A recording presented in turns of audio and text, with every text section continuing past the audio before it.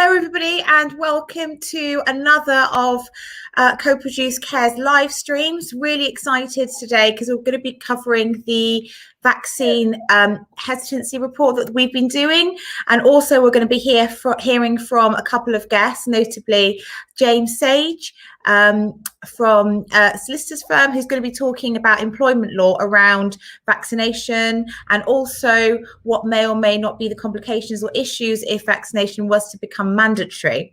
So before I go on, I have obviously a disclaimer. I have a guest with me who I hope isn't going to be too disruptive this evening, but I will have my colleagues as well in the background who are going to talk about our report, who may be stepping in as well.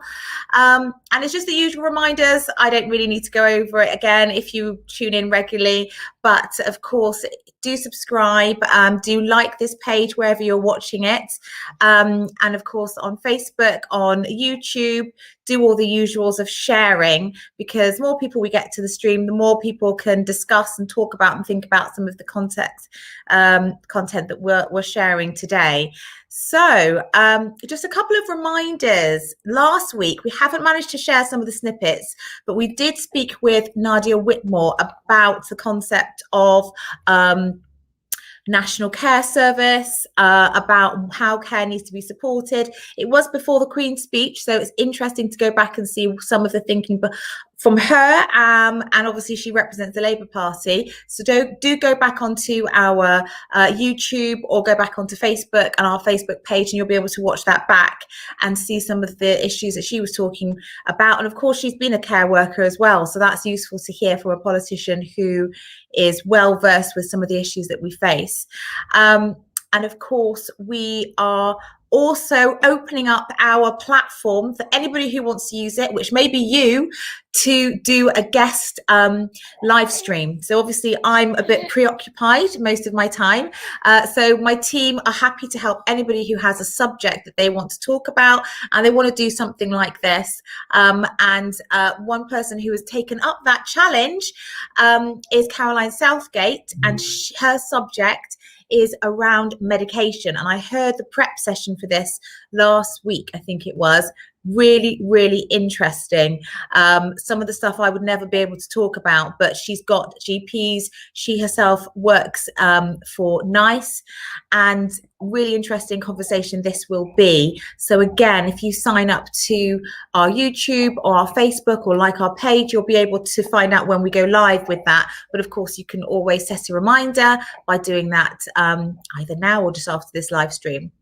So on to today, we're going to be talking about our COVID vaccination rapid report, which we are just finalizing now, and we're going to release that shortly, hopefully next week. And if you remember, we did a report at the end of last year where we asked people who worked in social care what they thought about vaccination, whether they felt confident and comfortable with having a vaccine. And what we're going to do now is share some of the results from a secondary report which we carried out a few weeks ago, from research that we carried out a few weeks ago, asking over 500 people who work in social care, again, what they thought about vaccination, whether they would take a vaccine, what's stopping them, and of course, whether vaccination should be mandatory.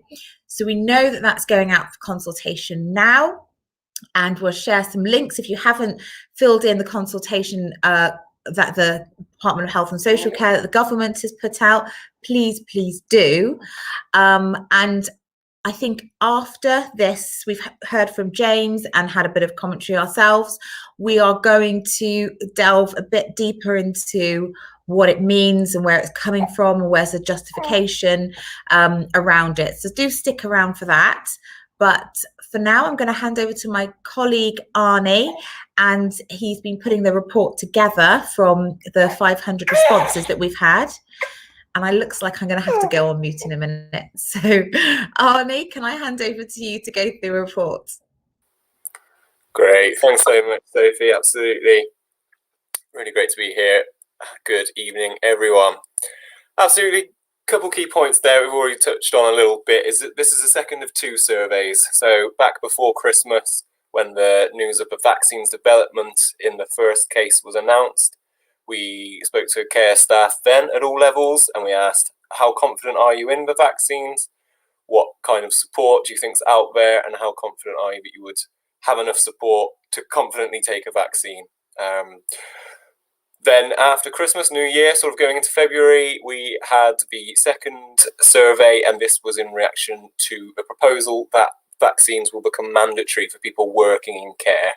Now, we're going to talk a little bit more about what that proposal means and some of the details in there later. But there's two key sort of steps in the last 6 months, and the differences in those almost act as findings in themselves. So that's really interesting to see.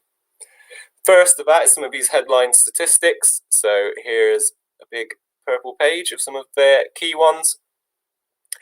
If you take a look there, 1 in 5 professionals that we spoke to out of the 500 that there was not enough information out there to make a confident decision on whether to have a COVID vaccine. Now, that is a larger sample, but compared to before Christmas, when the vaccines were new and the announcements were just coming out, it was almost double that in our first survey. So in that short amount of time, we have seen that confidence grow quite a large amount. 11% did say they have refused a vaccine. Now, we didn't ask everybody why, so there could be allergies or very sort of accepted pre-existing conditions, but it's a very significant number in itself, so very interesting to look at. Around 40% of people that we spoke to were against the idea of mandatory vaccination.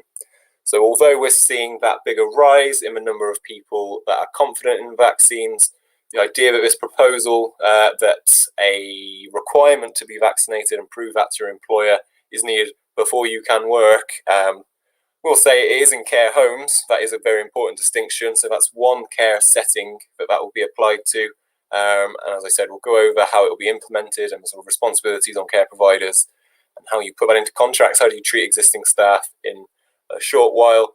But that rise in confidence, but a very significant sort of hesitancy around requiring vaccines as part of employment is what we've seen in those overall statistics. Now, if we can just check a couple more, the risks to you and those around you is still at sort of 13% of people saying they don't know. So once you've had a vaccine, how much of a risk of infection to others around you are you? How often would you then need to be vaccinated again? How does it affect either your sort of past exposure to COVID or your risk once you're going to be exposed to it in the future? Those are questions that are still coming up. But what that really relates to then is the themes that we found in the open answers, where we've let people describe their concerns, describe their experiences, and describe their thoughts in a longer form way and give us some of their opinions. And we can sort of group those themes quite clearly into 4 separate points. Now, the key to them again is that the original survey had slightly different themes. Now, the first theme is side effects, and that was the same in the first report again. So even though that confidence is going up, people are still asking, well, what do we actually know from testing? If I'm having a baby, just had a baby, does it affect me any differently? If I'm from a certain area, any sort of background details, health, demographic, where you're working, these are all things that people are saying we don't know the answer to yet. We don't know where we would find this information, and we just want to know what it is. Theme 2 actually organically came out of what people were saying was the pressure and support for health and social care staff. So we're talking specifically about how do care workers feel they've been supported through the last year. And bear in mind, this is all levels of work in care, different sort of specialities from frontline care and support, registered managers, lots of different areas in care. People are still saying, of their own volition, that they haven't felt supported over the last year. They felt sort of told, ordered, and demanded from.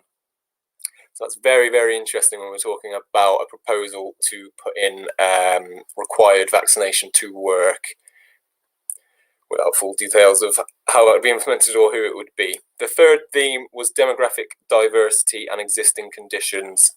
So this relates a little bit to some of those medical sides of if you're older, if you're younger, related to maternity or pre-existing conditions, and how differently is that going to affect you when you're accessing the vaccines, or the information about vaccines that is relevant to you, or your sort of right to say you shouldn't be vaccinated if it is now a part of your employment. But the final theme, theme 4, is transparency and trust. That was the same theme that we found in the first survey when we asked people to speak openly about their thoughts and concerns in vaccines. But what's really, really interesting is that in the first survey, it was explicitly about sort of the government and different systems that were providing the vaccinations, providing the information, and providing support. In this new survey, now that confidence in the vaccines has risen slightly, the focus of these discussions of transparency and trust are on the media. So the sort of news, social media, different places that this information is coming out, and it sort of fits around a theme of what is trustable information, where do you know something has been verified, and where you're finding it. So to sort of sum up our report, in the end, we come up with recommendations of what this tells us. So beyond being able to compare those two surveys, we've also looked at existing academic literature on vaccinations, hesitancy, and that's both in a pandemic and before, in sort of general normal times as they were. How do different groups react to vaccinations? How sort of hesitant are people, and what works to improve that?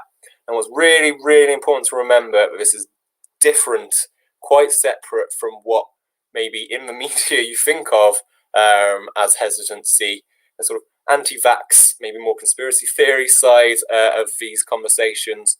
We're talking about a general level of trust in vaccinations at any time. And what that academic literature told us was that, yes, health and social care staff are going to feel that pressure time in, time out, and also that as opposed to sort of serious intervention, rules, putting things in place, then it's support, education, and information has a visible effect on how confident people are. So our recommendations revolve around that. Obviously, we're going to carry on to a discussion about the consultation on whether vaccination should be mandatory for care home staff. But what we're recommending, first of all, is caution in that people are telling us that they felt pressure on the services where they work, and their sort of relationship to government providers, everything, there's a lot of pressure there.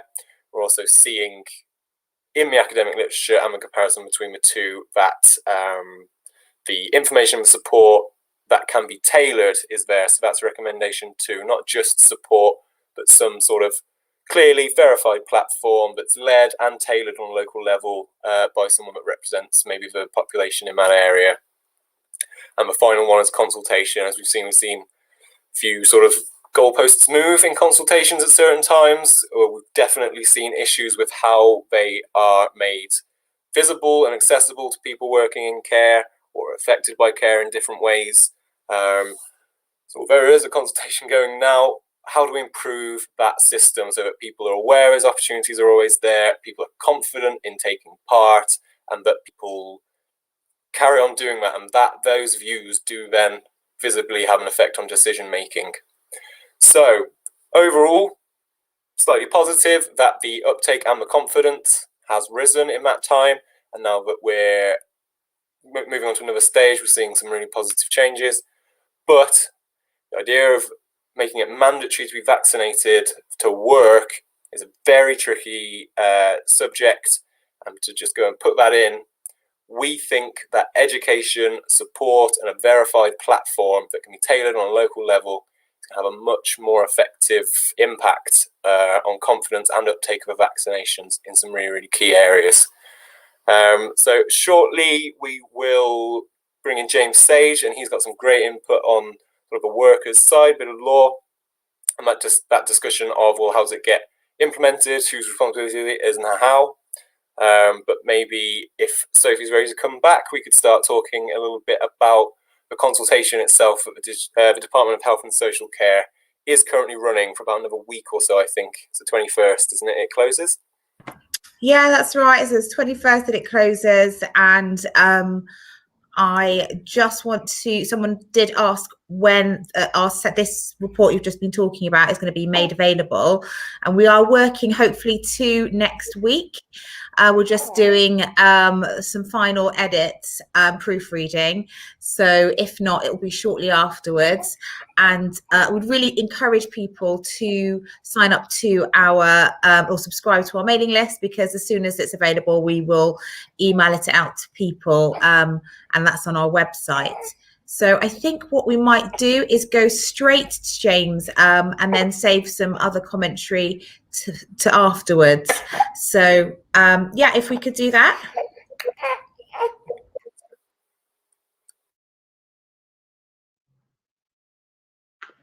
Hi, Sophie. Hi, Arnie.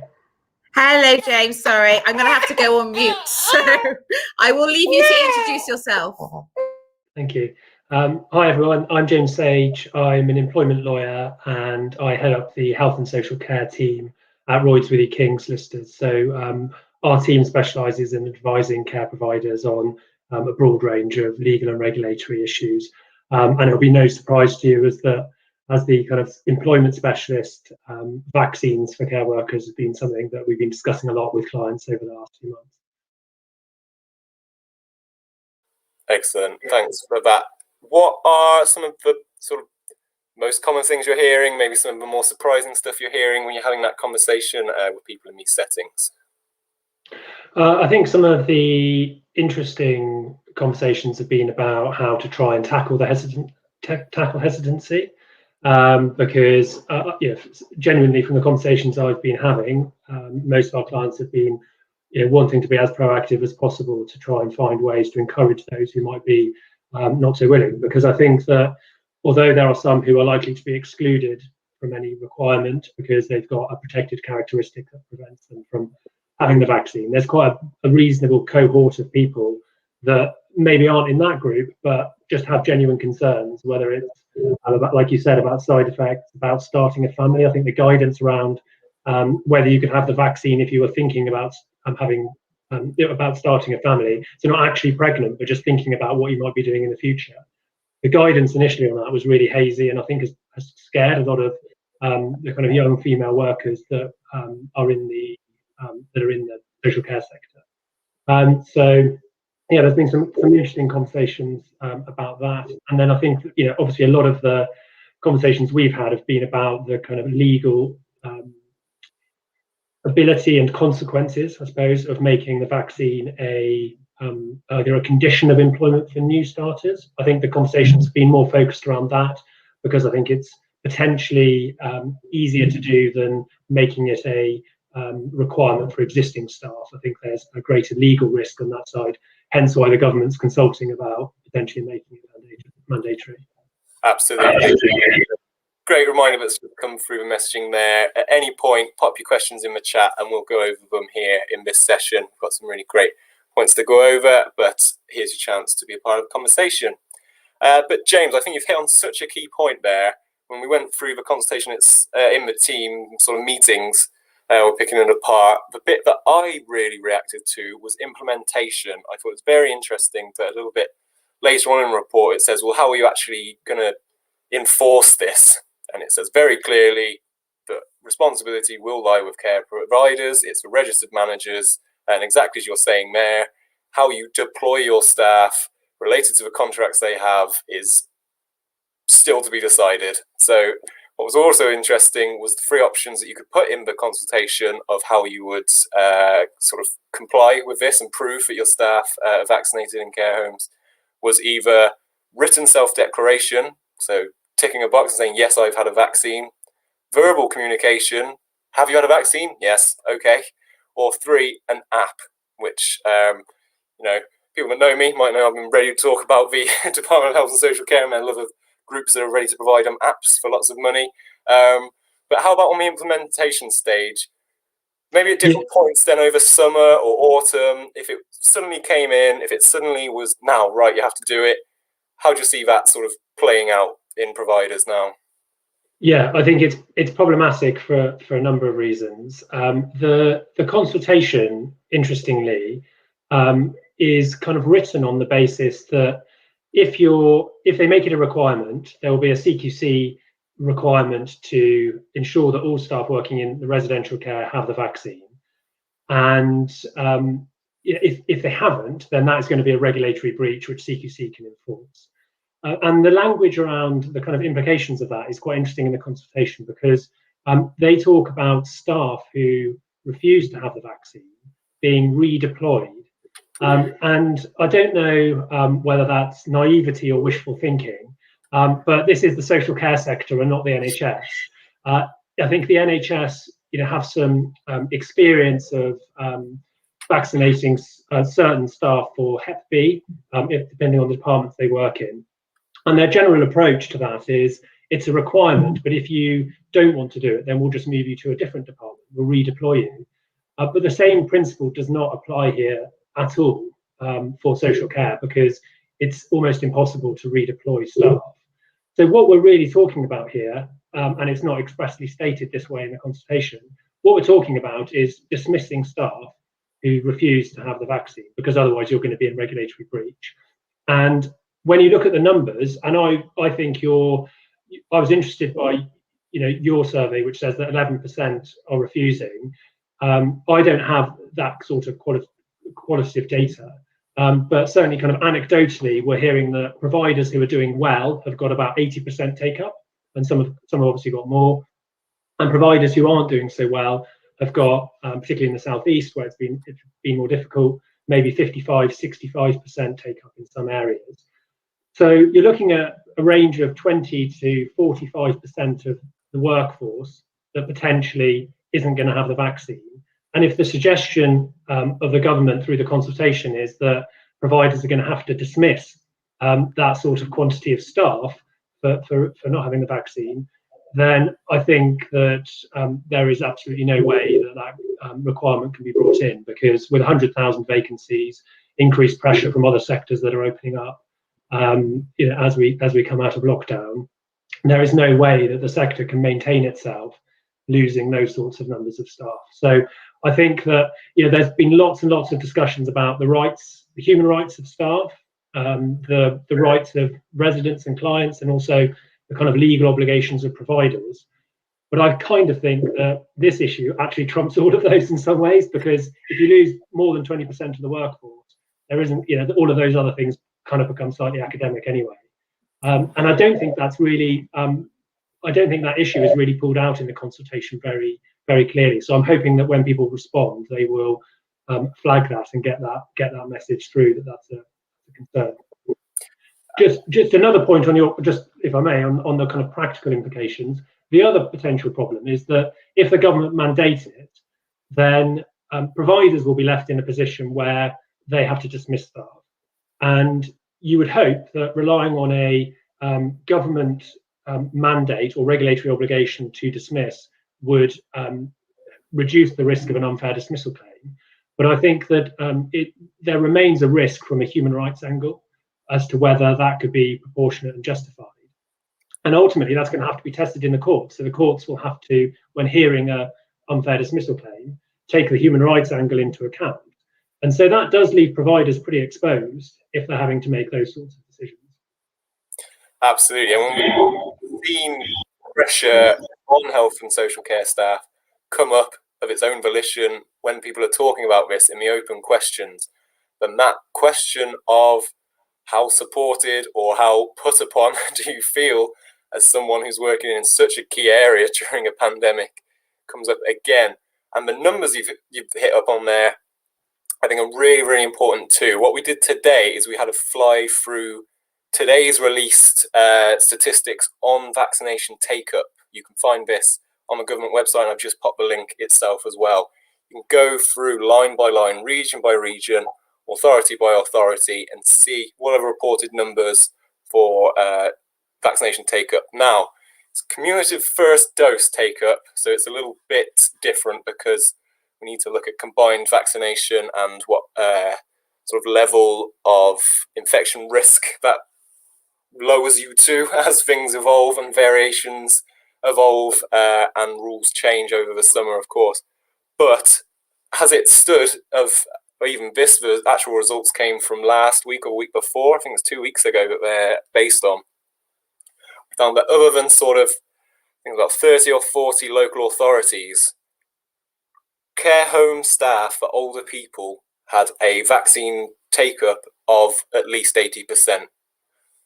And in that remaining few, which we'll talk about who they are in a second, because the rights and equality aspect that we've already touched on becomes really important, they're still somewhere in the 70s, and it's a couple of the local authorities that are still in the 60s. So obviously we're not saying, oh, don't worry about it, the pressure's over or anything like that. But education, information, a working system that is available to the people at the right time not only gets people vaccinated, but we've seen it improve confidence and have that effect on staff. But what was really, really interesting is a majority of that small handful that were below 80% in care home staff were some of the less affluent areas in London, and I think Manchester was the only place outside of those kind of boroughs in London that were in that group. So when we know already from existing literature, our own conversations with staff, that health inequalities that have worsened over the last year, understanding of the workforce in care, that ethnic difference, maybe coming from a more marginalised background economically, comes up in care workforces a lot, and it tracks directly to uptake of things that come from a central established system, things that are messaged from government councils and your employer, sort of thing. So maybe you could talk a little bit about how, if they did manage to do it, everyone said yes, this is what we want. Because there is support out there. A lot of providers obviously want to be providing settings that are as safe as physically possible, and everyone is behind the vaccines and everyone's supportive. Absolutely, it all sailed through, and we went yes, carry on, go and do it. Either tick saying you've got a vaccine, or a magic app that might turn up over the next few months. Ben, do you think it would be effective, or do you think that just carrying on support and making it work efficiently and providing a bit more of maybe a trusted platform that people can tailor and have a voice in locally would be more effective? And then maybe why do you think we see some of this massive difference between smaller, poorer areas and the big, sort of maybe more corporate areas of care? Yeah, I mean, I think obviously going down the mandatory route is going to help from a health and safety perspective, but there are limits on that, aren't there? Because even if you've had the vaccine, the science is definitely not isn't definitive as to the extent to which you can still transmit it, and also whether you could still potentially get COVID. So the risks are reduced. So I think in an ideal situation, everyone would agree to have it, and there wouldn't be these reasons why people are hesitant and not willing to have it. But I think we have to accept that the reality is that there are valid reasons out there why staff don't want it, and we need to be kind of empathetic and understanding of that. And particularly given what staff have given back during the pandemic. And so I think the persuasion, information, and I think that there's when doing that, I think there's the general information you can provide, but I think you need to go that step further and really drill down to the specific concerns that employee has, because there might be specific nuances, and it's in that detailed one-to-one individual consultation you might actually be able to pick away some of the falsehoods or the misplaced fears to try and get a few more people over the line. But in terms of how they actually do it, whether it's an app or some form of written consent. I mean, I think we are going down the route of an app, aren't we? So I think that's going to be available pretty imminently, from what I've heard. So I think that's the way it will go. How that, I mean, it doesn't even kind of bear thinking of, but how that then translates into the registered manager of the service, having access to that and how all of that works and given the government's history of success with apps, it will be interesting to see. So I'm sure there are simpler ways, but Yeah. I just the wording of the answers that you can put in that part of a consultation were quite funny. To have two very sort of conventional, basic ways, and then one really specific. And maybe this app that would.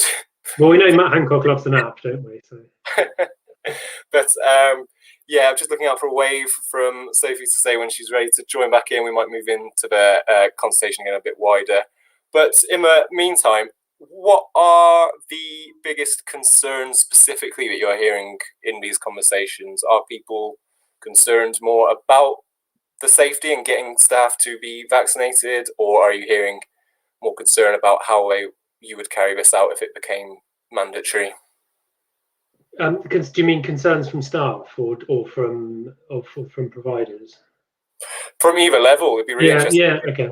I think what providers are telling me the concerns that they're encountering most from the staff is, yes, there's a group who've got the protective characteristics, but actually I think there's going to be exceptions for those groups anyway. So that's actually not necessarily a difficult group for an employer to manage. I think, as I said, I think there's quite a large number of the young female workforce who are worried about what implications it might have for family planning, and I don't think that there's been a really good, strong piece of guidance. And actually, if you've been involved with anyone who's been pregnant or maternity leave or breastfeeding, trying to get a straight answer out of absolutely anyone as to even the guidance on pregnancy got much more robust to say, well, we think it's fine, and now there has been a survey in America, I think it was. But if you speak to a GP or anyone else, they're saying, even the guidance kind of qualifies it and says, well, it's really your choice. And any GP and medical professional is saying exactly the same thing. So those people are left in really difficult situations and decisions to make because they don't know what the pros and cons are and what risks they might be taking on. So it's difficult. But I think the more that information, the more we know, the more studies and surveys the scientists do, then I think the stronger position will be in. Absolutely. I was just last question. I'm just going to put somebody on mute so I can do that as a bit of echo. My question really was, as a provider, how can we prepare in terms of employment law not to get ourselves in trouble for what might come in terms of this being mandatory? Because obviously the details have to be fleshed out and it may not be implemented for many, many months if it is, which I think it possibly will be.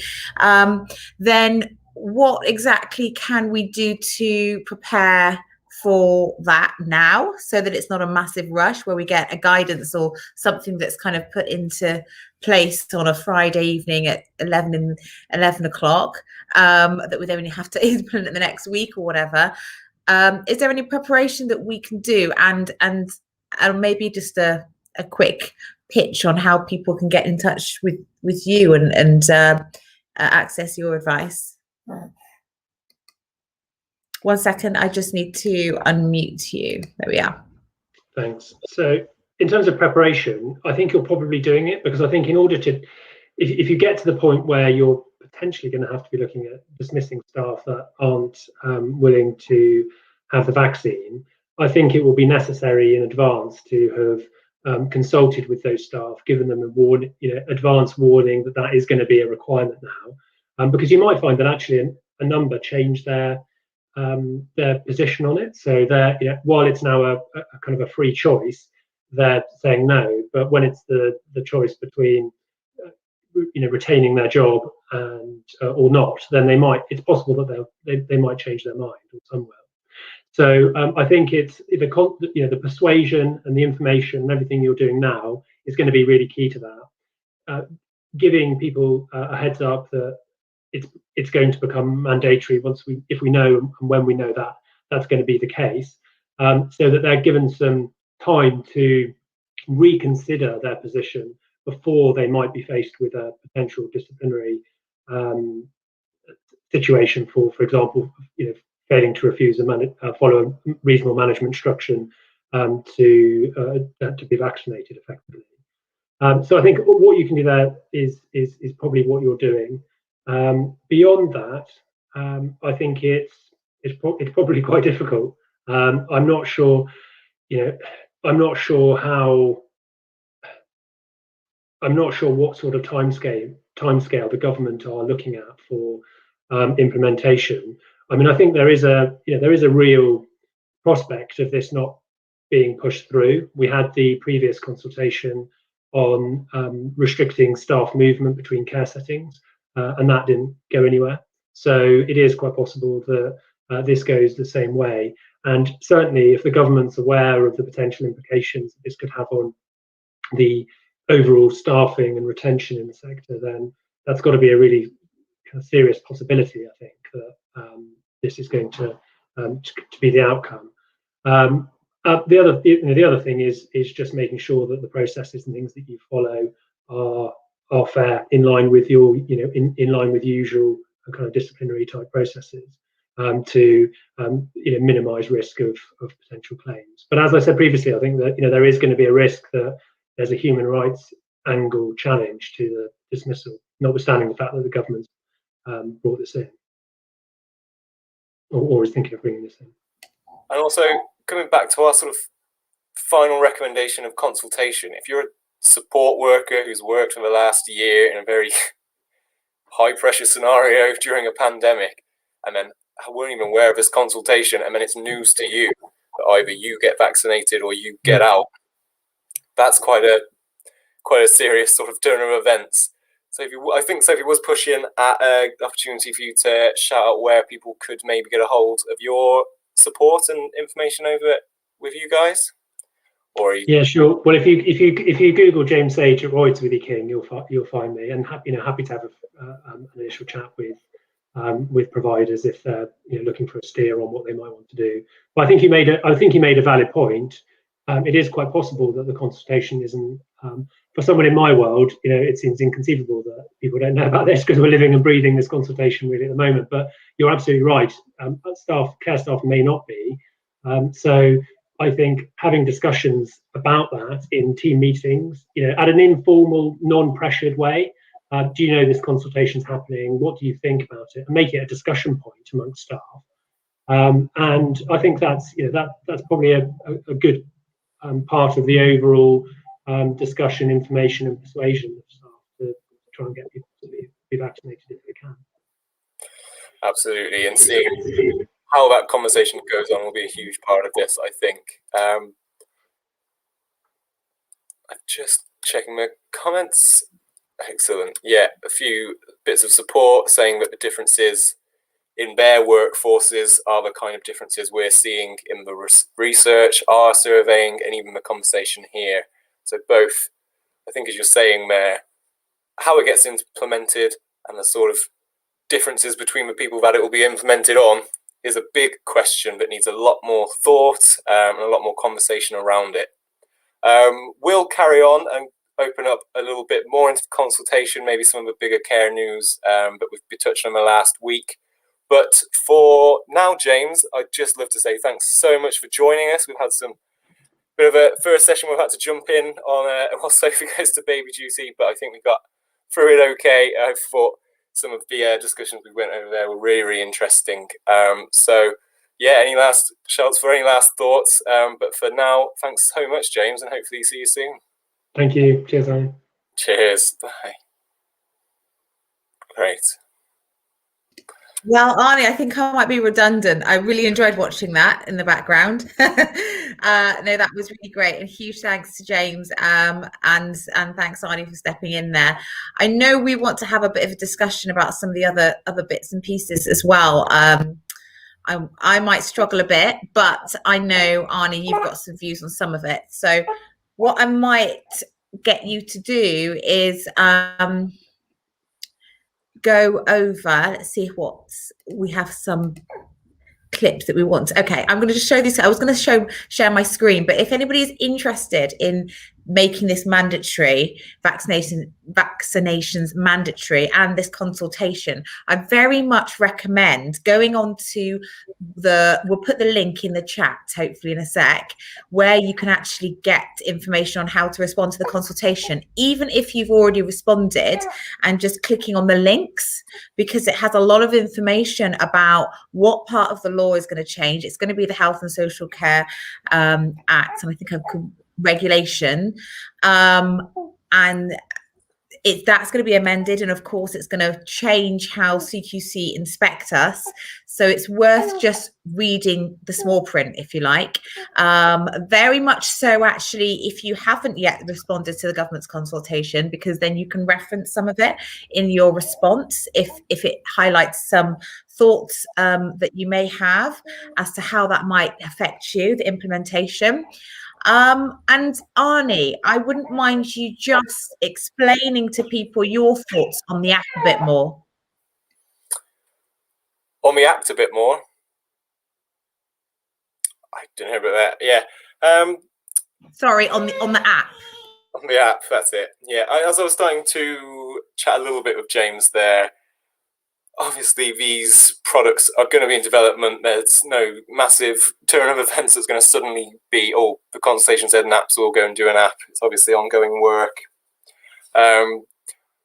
What I think is really, really important to bear in mind is that a few weeks ago, the news sort of debate around this was vaccine passports. The news maybe earlier in the pandemic was the test and trace app and some of the tech that was put in place for that first COVID response. Well, I think I said to James in the middle there, I just found it very, very interesting that the options in that part of the consultation is either very sort of informal, yes, they've said they've had a vaccine, fantastic, or this app that's going to keep a track of everybody and how everybody's vaccinated and how that affects their employment, and how that's tracked on a huge national level. I personally would like to know a lot more about that app, how it's being developed, who it's being developed with, and how they've proven to be the most competitive person to provide that service. Also, it links into the white paper. I don't know if anyone can cast their mind back to another huge policy change that came through social care a bit earlier. The white paper on innovation and integration. This is a very important sort of turn of events leading up to the local elections, and then following, we had a large policy paper which ahead of it were rumours that it would be some of the evidence of the reforms that were promised for social care, not only by this government in 2019, but by every government that's been come into power before that for decades going into the past. But if it wasn't needed in 2019, it's sure as heck is needed now. So what's happened to that promised deal? Well, we thought it was coming out in that white paper. We thought we were going to get a number, because there was even a consultation around then about how much would it cost, one, to make care support NHS more, and then a little bit later they added in a line that was, also so that care could work sustainably on its own. So one, the massive issue of esteem with NHS has come up straight away. We're meant to be having some support here. We're meant to be having a change in system so that our staff don't feel pressured and unrewarded in normal times, let alone crisis. But then the funding itself, why is all that focused on health, which was in the white paper, and then why haven't we seen that sort of detail come out following that first consultation on how much it would cost? The rumours that it would be in the white paper, but it doesn't. That says later in the year. And then the promise that it was coming out in the Queen's speech, which, it was a local election. I know that's how local politics works. It sounded very, very good that this deal that apparently was ready 2 years ago was going to come out. Following the elections, the Queen's speech happens, and it's voter ID, which is the big proposal that's hitting the news headlines. Now, this is really interesting because people have talked about the need for ID in general elections for a long time. They've talked about it around the world, and they've talked a lot about the groups that specifically disadvantages. Now, the conversation last year, which is maybe why the sort of debate hasn't quite happened in the same way here yet, or relevantly here yet, was around sort of the Black Lives Matter movements, and vote in predominantly black and poor areas in America. So the groups that those populations tend to vote for less didn't win an election, and then very quickly you see those areas being sort of attacked to have this legislation put in place. So if you are poorer, if you are black, you are less likely to vote anyway, and you're much less likely to do it if these sort of restrictions are placed on you.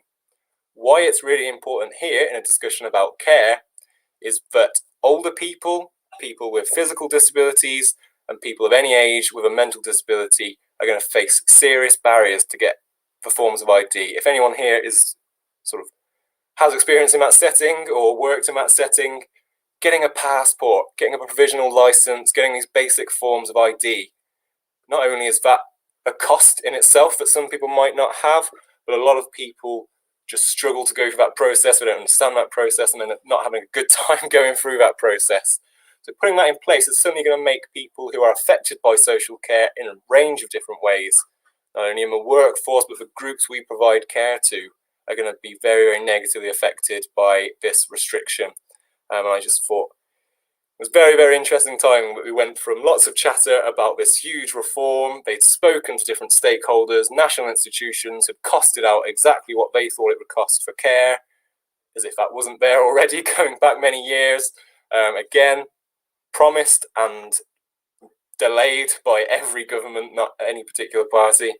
But run up to elections, you have a lot of shout about how that big deal is going to come out. We're all going to have loads more money. All our providers are safe now. Everyone's staff are happy. We're going to get loads more people, and they're going to be rewarded and given these fantastic careers coming out of a pandemic. Instead, there's no mention of care in the big policy. There's no extra money here with any detail on it. And the groups that make up the workforce and the people we provide care to are being given a big barrier to voting in the next election, which, it's Coproduce Care. It's the conversation of care here. We don't support any particular party. We're not affiliated or connected with any kind of sort of strand or campaign or anything like that. But that's the conversation we sort of want to see happening here. What are the bigger plans for care? What is actually going to come out of these sort of piecemeal bits of consultation and promises of changes that then turn into quite serious things, which, again, if we go back, big connected areas with certain populations and demographics are going to be okay. They're going to have the connections, they're going to have the money, they're going to have the sort of existing resources. The areas that already struggle are going to struggle more. That's a serious danger, and to be facing that a year into a pandemic instead of support for the services that have got us through, well, that's politics, isn't it, here in our beautiful country? Well, we've gone from vaccinations to employment law to politics. So what a life. As soon as you picked up your baby, I might lose my job. Yeah. No, it's been really interesting, and I do value your insights, and I think it's helpful to have these debates, because actually when you look at these issues in isolation, they seem pretty simple and quite straightforward, but actually it can be much more complicated than it seems. So what I might try to do in the last few minutes is just to show some of the, I'm going to share my screen. I'm going to try and share it so it's not too complicated. So can you see what I'm seeing? Yeah, we've got it. So this is the consultation. This is the start of the consultation. So if anybody still hasn't done that, that's what it kind of is going to look like. A lot of questions. Make sure you've got 5 minutes or 10 minutes or so to actually complete it. Then this is what I'm looking at. Yeah. So one of the links that is connected to the consultation, let's make sure I've got the right one, is the description of it, of course, and then you've got a document here. This is the one that I said, just click on it, have a look through, and just what I'm interested in is what you mentioned, Arnie, again about the justification for the idea of making it mandatory seems to be rooted not in a national issue around uptake amongst staff and people who live in care homes, but actually around a few areas, local authorities, which struggle to get above the 80% uptake for staff, which SAGE is suggesting is the limit for the best efficacy in beating the COVID-19 spread of the disease.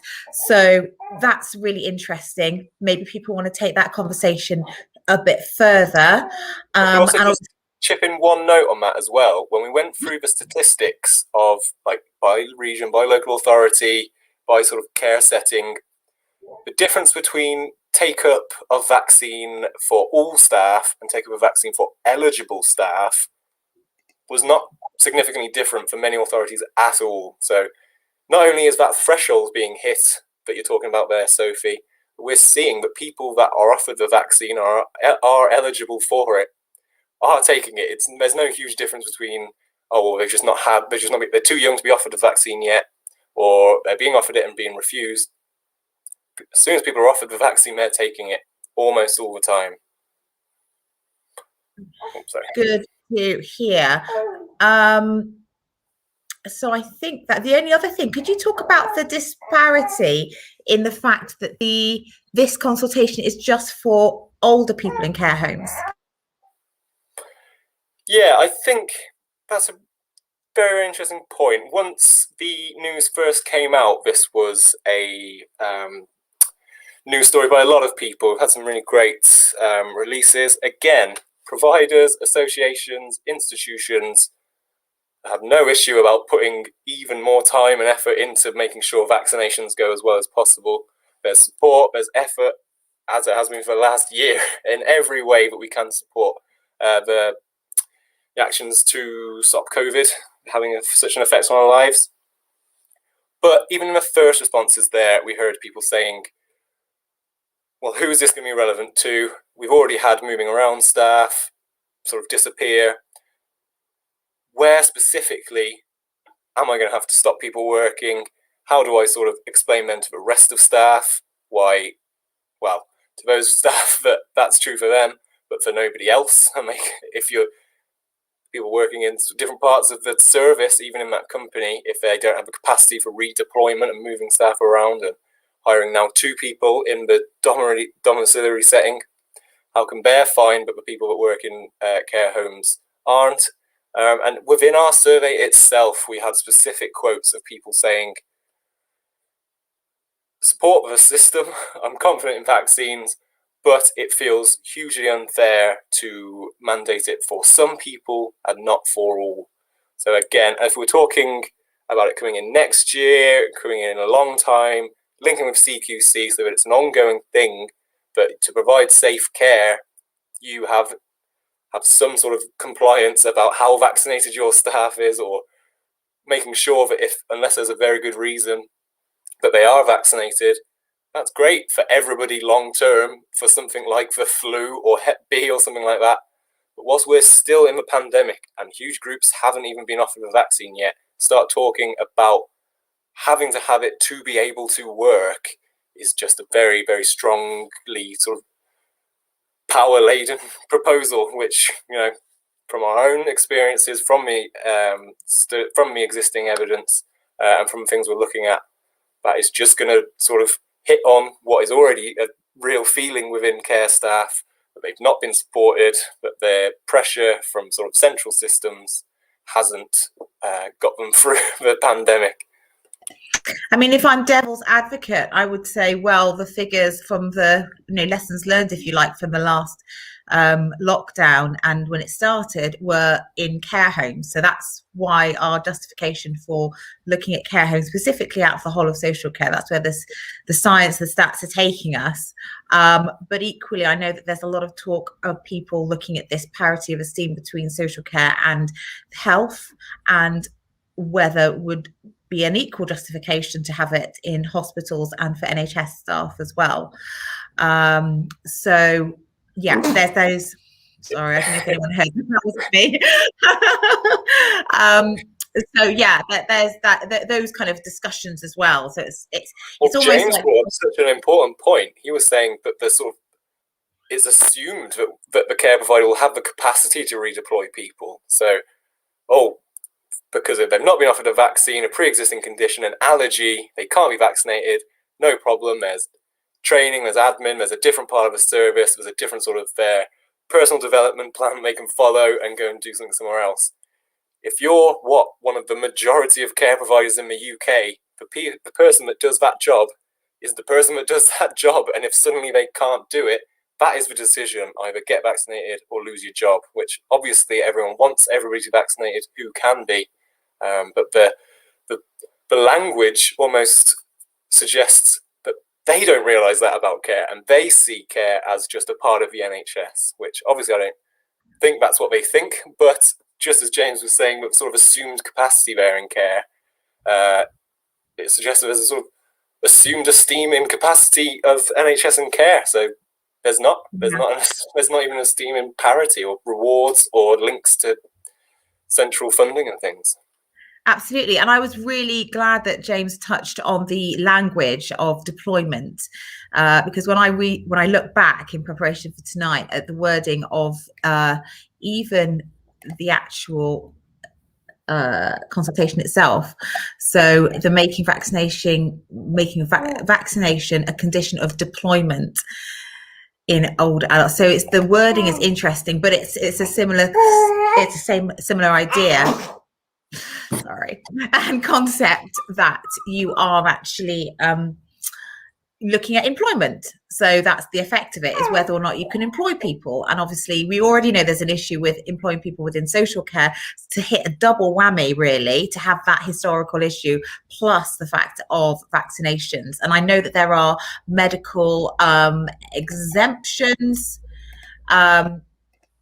here, so it won't include those who can provide a medical exemption. Fine, but there's other people who fall through the gaps of that. So very, very interesting. So really looking forward to hear, and I think we need to revisit this to find out the results of the consultation, because very frequently consultations happen, but we don't actually hear from whoever has issued the consultation, the Department of Health and Social Care, the Cabinet Office, whoever, what the result of the consultation is. And I think that could be really telling. And it's just, it's just a case of transparency, really, with revealing those results, like we have revealed the results of our survey. And James again highlighted the recent consultation on the movement of care workers between care services. And obviously there was a consultation, and the idea of changing the regulations to reflect that, there was a huge backlash, and that wasn't pushed through. So again, really encouraging people to fill out this consultation either way, not just to say it should or shouldn't be mandatory vaccination, but also just to give the Department of Health and Social Care some idea of what people think, what the realities are for social care, and help them to understand what the implications would be of this regulation change. And I suppose, just to finish off, my concern would be the permanency of a type of regulation change. It's not a guidance which changes very regularly, that's kind of here today, gone tomorrow. Regulation change, you feel like it's there for a long time. COVID isn't going anywhere. So if it is going to be made mandatory, the right type of conditions for that need to be represented in the change in legislation. So really important points, and I'm glad I've had a quiet 30 seconds to put those across. Thank you, baby. But I think we're pretty much done now. But if anybody wants to hear more, maybe we can delve into more of the issues. Maybe we will do this again when the results of the consultation the government's currently doing comes out. Then feel free to comment here or contact us on our website. And of course, if you subscribe to our mailing list as soon as the actual report comes out, hopefully in the next 10 days or so, then you'll get a copy of it. And I'm sure we'll be back here again to discuss more of the same, because legislation change is a big thing. Once it's done, it's really difficult to undo it. So as much debate on this as possible, please do check out the links that I suggested you check out, and of course fill in the consultation that the government's doing, which is great. I'm so glad they're doing this. It's brilliant. More and more of the same, please. Thank you so much, Arnie. This has been really great. We will, just a quick reminder for everybody of, I think it's next week, am I right in saying that, for our next live stream, which is going to be hosted by somebody else. I don't know if we can bring up that overlay very quickly. There we are. Caroline Southgate. That is going to be fantastic, not least because I'm not going to be hosting this one, but also it's really interesting stuff with some great professionals. She's got a panel there from different professionals. You can see that's on the overlay there, so please do tune in. And of course, if you subscribe, click the bell, click like, you'll get reminders. You don't even have to think about putting it in your diary. So yeah, that's everything. That's it from us. Thanks everybody, take care, and we'll see you next time. Bye-bye. Bye.